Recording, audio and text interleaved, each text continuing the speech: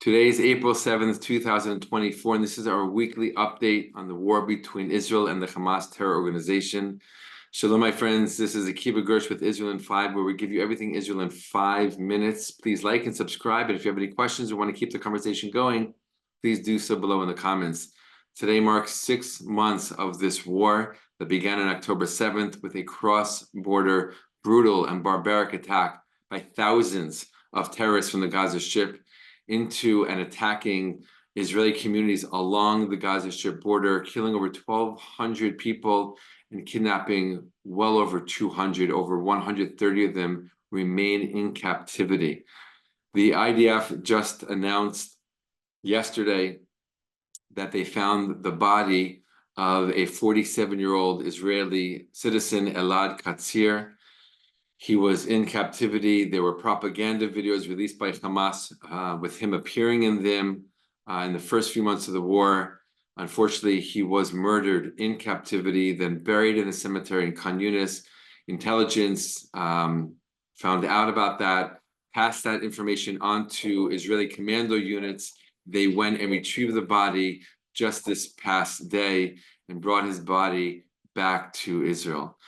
This past week has seen a lot of action in the region, in Israel and beyond.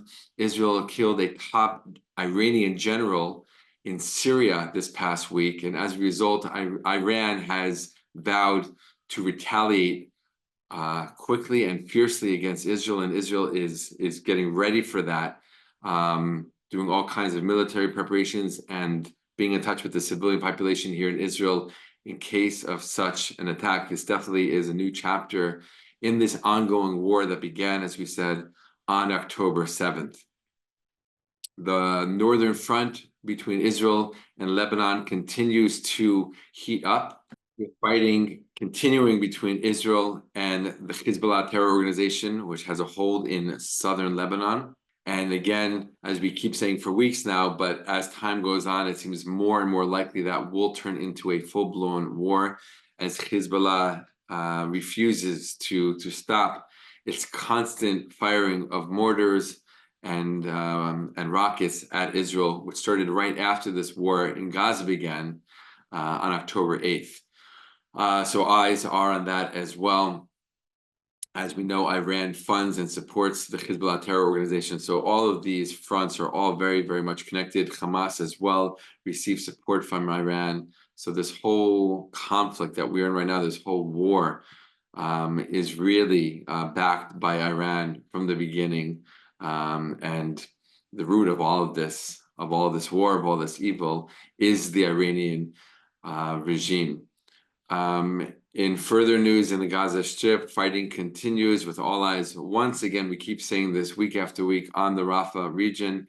Israel still has yet to launch its full-on attack of the Rafah region, again, most likely due to the very high number of civilians in that area, and especially after this past week.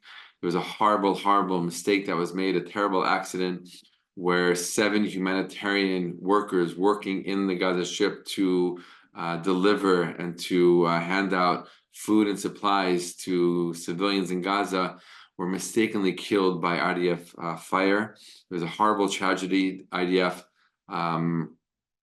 admitted to its mistake, has expressed its condolences to the countries where these workers come from, the families, and is very, very, very sorry, to say the least, at such a mistake.